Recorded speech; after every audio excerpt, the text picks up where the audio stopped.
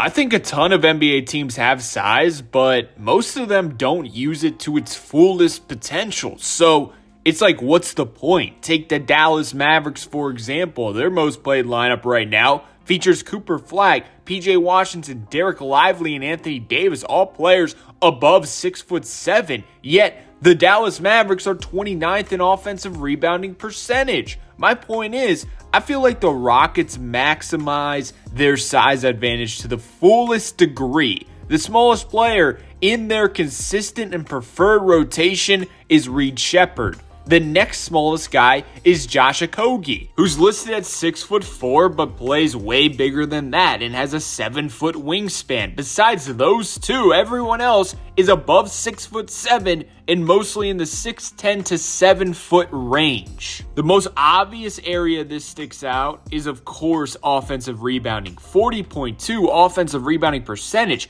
as I'm recording this video, easily first in the NBA. To put that in perspective, second place currently is the Utah Jazz at just 36.8%.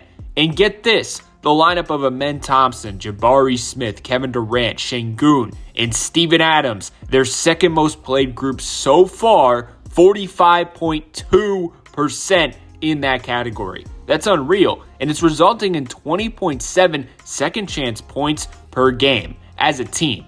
Those stats are why groups that shouldn't work in theory still work. I remember when they posted their starting graphic opening night, everyone was harping, where's the playmaking? Where's the shooting? Where's the spacing? I really appreciate the Rockets because they don't care. They accept what they are and they thrive at their strengths in a big way. It may be ugly at times, but that's the way they like it. That mentality is great for the NBA because they play different from every other team. They're not trying to copy and paste from championship teams of the past. They don't care about the quote-unquote math game, currently 29th in three-pointers attempted per game. They're trying to create their own lane while playing to the strength of the roster they built. Nobody, after the Fred injury, expected the Rockets to be leading the NBA in offensive rating. But right now, that's the case, and I want to break down why. First off, I believe Kevin Durant deserves a ton of credit for the offense turning around. He's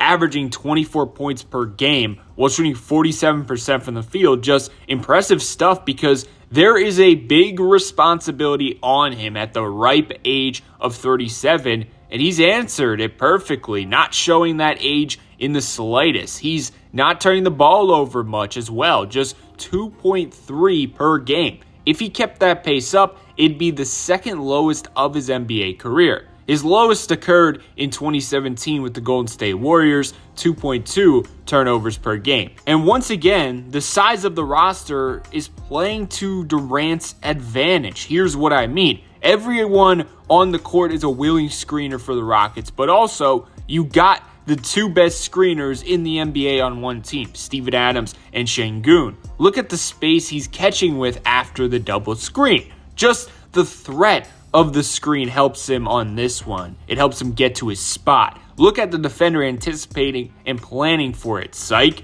KD goes back the other way. Now Jabari Smith is screening. Guess who was guarding him? Duncan Robinson. You can't live with that matchup if you're the Pistons. Tobias Harris has to recover now. KD has an advantage and pulls up in rhythm with space. Now off the basketball, Josh Okogie is screening. They switch. Now 6'3" traffic cone. Cam Thomas is on KD. Şengün finds him, catch, and go up with it. This isn't just working for Kevin Durant, it's working for every scorer on the roster. The Rockets can find mismatches so easily, whether it's by setting screens or from their defense. Think about it. If they get a stop and push it up the court, very easily you can end up with a guard on Şengün or KD just from playing fast. Now, the Rockets don't play super quick, 28th in pace to be exact. Despite that, 29.3 points in transition per game, currently good for 5th in the NBA, and I think it's because what I described, along with Amen Thompson, Tari Eason,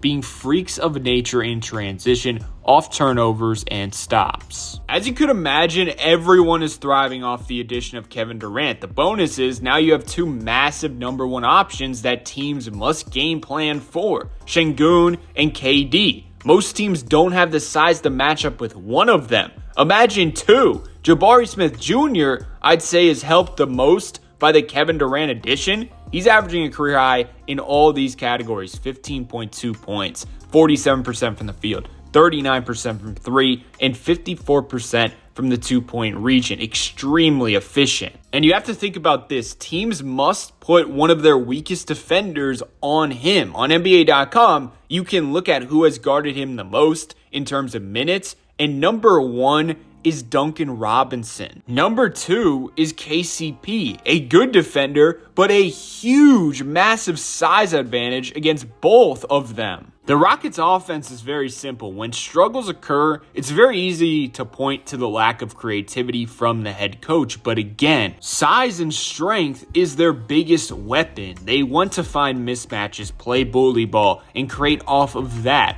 Ultimately, the game will get physical from that style. It's resulting in fouls. The Rockets are second in the NBA, attempting 31 free throws per game. You have seen a massive leap from Şengün in this regard. Last season, 5.6 free throws per game. Now it's up to 8.9. Easily a career high. Also, a career high 74% from the free throw line. Overall, this was missing in his game, and that's a superstar element that you must have. Kevin Durant attempting 7.9 per game. Amen Thompson 4.9. Getting to the free throw line has been key for their success early on. And my goodness, they are thrashing teams from the 2-point region. 58.3 two-pointers attempted per game. Third most in the NBA. They currently lead the NBA in isolation possessions per game, trying to attack mismatches, and Amen Thompson is thriving in this area. 1.31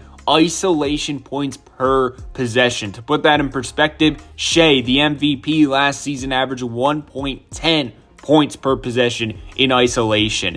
He's been the third guy, Amen Thompson. 18 points, 5 assists per game efficiently, while being one of the best defenders in the NBA. The Rockets are also second in post-ups per game, only behind the Denver Nuggets. This is Şengün's bread and butter, 1.10 points per possession. Oftentimes, teams are ready to double, and of course, he's ready to make the right pass. 7.3 assists per game, which leads the team. And he deserves a ton of credit for his versatility. He's a big reason why the Fred injury isn't ruining their season. He's basically their point guard. He can operate from the top of the key, the wing, the post, the mid post, in the middle of the floor. He can handle the rock anywhere. He can bring it up the court. If you want to give him a screen, he can do that. That versatility is helping the Rockets a ton. Now, early in the video, I mentioned they are second last in generating threes per game. However, as a team, they are shooting 42.7% from three, ranking first in the NBA as I'm recording this video. Now, this is another big area for Şengün and his progress from becoming a star to superstar.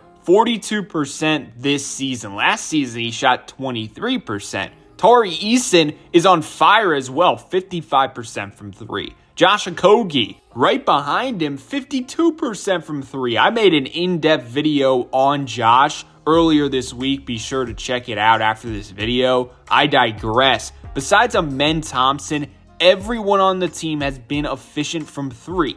This is definitely something to keep an eye on moving forward. At some point, they probably go cold. How will that affect them? But for me, it's just good to see that they are capable of getting this hot as a team from deep. Once again, I think this is set up by their size. Teams are afraid of bully ball. You need to double. You need to send help to the paint to take away those ISOs and post-ups and things of that nature, which then sets up the kick-out three. But also, last season, the Rockets were 21st in three-point percentage. So ultimately, I think teams still believe in that percentage more than the 42% that they're currently shooting. So ultimately, they're saying beat us from open threes or relatively open threes. I dare you. I don't believe you can. And as of now, the Rockets are accepting that challenge and destroying teams from three in terms of efficiency. That's all I got. I probably missed some things. You can let me know in the comments section, but hopefully you enjoyed. Let me know your thoughts below for sure. If you got time, check out my other videos. And most importantly, have yourself a great day and peace out.